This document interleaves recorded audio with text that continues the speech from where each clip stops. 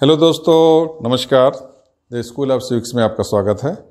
मैं आपका होस्ट विजय कुमार पांडे।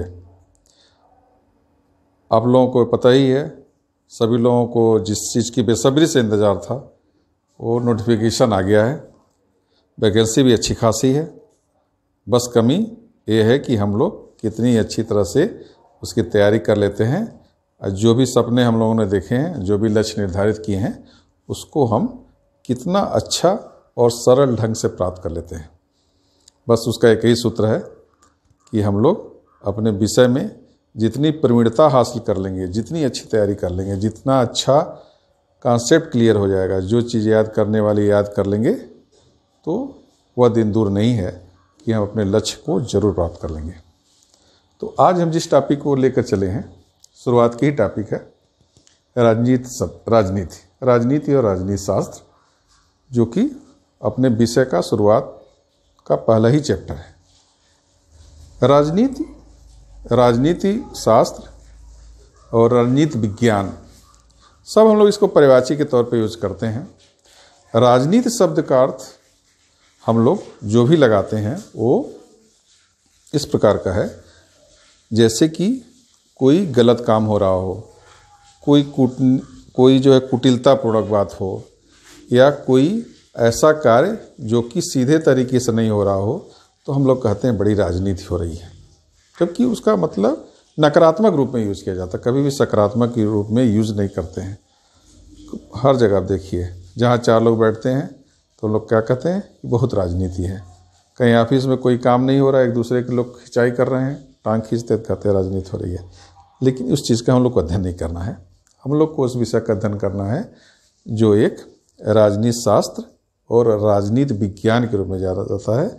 इसलिए हम लोग का जो सब्जेक्ट है वह पॉलिटिकल साइंस, ठीक है। तो राजनीति शब्द की उत्पत्ति यूनान से हुई। यूनान देश अपने समय में छोटे छोटे टुकड़ों में बटा हुआ था, जिसको भी हम लोग कहते हैं नगर राज। वो जितने भी नगर राज थे वो अपने आप में एक स्वतंत्र राज्य थे, स्वतंत्र राष्ट्र थे। उनको उस समय नगर राज, सिटी ऑफ द स्टेट कहा जाता था।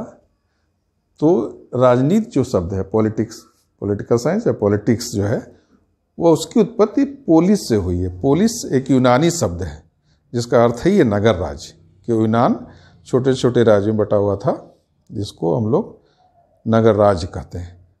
तो अपने आप में एक राज्य का ही स्टेटस था, एक दूसरे से सभी स्वतंत्र थे, कोई एक दूसरे के पराधीनता नहीं थी। जैसे अब मैं ये कह लें कि अगर भारत एक राज्य है और जितने स्टेट हैं अपने, वो टुकड़े टुकड़े में बटे हुए हैं। अगर सभी स्वतंत्र होते तो अलग अलग राष्ट्र कहे जाते, लेकिन अपनी यह स्थिति नहीं है, क्योंकि यूनियन होकर के अपना एक देश बना है जिसका नाम है भारत। तो उस समय जो नगर राज्य थे, नगर राज्य कहा जाता था। यहाँ के जो विद्वान हुए मुख्य रूप से सुकरात और अरस्तु ने जो अपनी पुस्तक लिखी उसका नाम ही रखा उन्होंने पॉलिटिक्स। इसका तात्पर्य है कि ये शब्द काफ़ी पुराना है। तो हम लोगों को इसमें उत्पत्ति में दो चीज़ें हैं। उत्पत्ति किससे हुई? यूनानी शब्द पोलिस से, और उसका अर्थ है नगर राज्य, ठीक है। अब इसमें जो है दो तरह के विद्वान आपको देखने को मिलेंगे। कुछ तो परंपरागत यानी कि पुराने समय के रहेंगे, और कुछ आधुनिक समय में। तो हम लोग पहले परंपरागत विचारधारा वाले जो विद्वान हैं उनके परिभाषाओं की चर्चा करेंगे, उसके बाद आधुनिक वाले विद्वानों की चर्चा करेंगे। इसमें जितनी भी हम लोग परिभाषाएं जिन विद्वानों की देखेंगे, उसकी पूरी कोशिश रहेगी कि उसके की पॉइंट हम लोग को याद कर लें।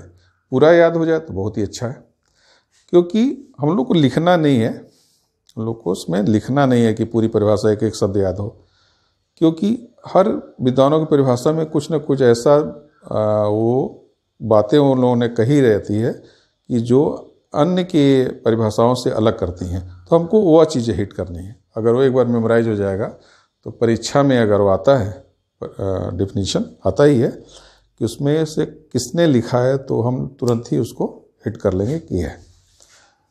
तो परंपरागत विचार में तीन तरह की उस समय इसमें भी तीन तरह के विचार प्रचलित हैं। परंपरागत विचारधाराएं, 3 तरह के थे। कुछ विद्वान ऐसे थे जो राजनीति विज्ञान को कहते थे कि वो राज विषय ज्ञान है, यानी कि राजनीति विज्ञान वह विज्ञान है जो केवल राज्य का अध्ययन करता है, उसके अलावा कुछ भी नहीं अध्ययन करता, केवल राज्य का अध्ययन करता है।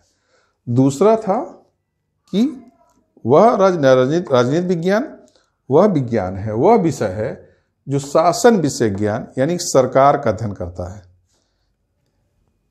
दूसरे वाले में वे ये नहीं कहते हैं, दूसरे विचारधारा समर्थक जो भी विद्वान थे वे नहीं कहते हैं कि राज्य का अध्ययन करता है, उनका कहना था केवल ये शासन विषय यानी कि उस सरकार का ही अध्ययन करते हैं।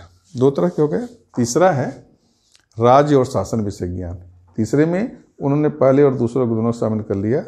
इसके विद्वान ने कहा कि नहीं, राजनीति विज्ञान केवल राज्य और शासन का अलग अलग अध्ययन नहीं है, बल्कि दोनों विषयों का अध्ययन है, यानी कि राज्य और शासन दोनों विषय का जो विज्ञान अध्ययन करता है उसको हम राजनीति विज्ञान कहते हैं। तो प्रथम विचारधारा जो राज विषय ज्ञान है, जिसमें राज्य का अध्ययन करता है, उसके जो विचारक थे गार्नर, जकारिया, ब्लंडसली और गैरिसन, चार विद्वान थे। गार्नर की बहुत फेमस परिभाषा अक्सर एग्जाम में आती है कि आदि और आरंभ राज्य ही है, राजनीति विज्ञान है जिसका आदि और अंत दोनों ही राज्य है। तो गार्नर, जकारिया, ब्लंडसली और गैरिस ने कहा कि राजनीति विज्ञान वह विज्ञान है जो केवल राज्य का अध्ययन करता है। ठीक है। दूसरे हैं सीले और लिकाक। सीले और लिकाक का ये कहना था कि नहीं, राजनीति विज्ञान राज्य का अध्ययन नहीं करता है, वह शासन कैसे चलाते हैं, कौन सी संस्था उसको शासन चलाती है, जो सरकार होती है उसके विषय का अध्ययन करना है। यानी कि वो राज्य का अध्ययन अपने परिभाषाओं में शामिल नहीं करते थे। उनके हिसाब से राजनीति विज्ञान केवल सरकार का अध्ययन है। तीसरे विचारक में पॉल जेनेट, गिलक्राइस्ट, डिमाक और फ्रेडरिक पोलक और Laski. Paul Janet, Gilchrist, Dimock, Frederick Pollock और लास्की, ये जो विद्वान थे इन्होंने कहा कि राजनीति विज्ञान राज्य और शासन दोनों का अध्ययन करता है, यानी कि वह विज्ञान जो राज्य और शासन दोनों का अध्ययन करता हो उसको हम लोग राजनीति विज्ञान कहेंगे। तो अब देखिए इनकी जो परिभाषाएं हम लोग पढ़ेंगे, गार्नर, जकारिया, ब्लंडसली और गैरिस के, इनके परिभाषाओं में जो भी बातें होंगी वो जोड़ दिया गया है रहेगा राज्य का।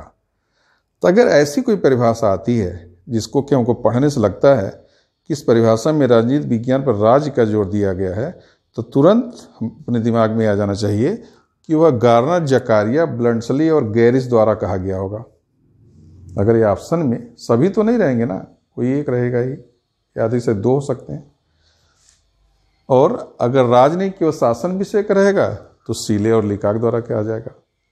तो ये एडवर्स उल्टा, या तो परिभाषा याद करें, उनके थिंकर से याद कर लें, या तो हमको थिंकर याद रहें कि कौन से थिंकर ने क्या चीज़ कही है, कौन सा पॉइंट, तभी हम उसको सवाल को कर लेंगे।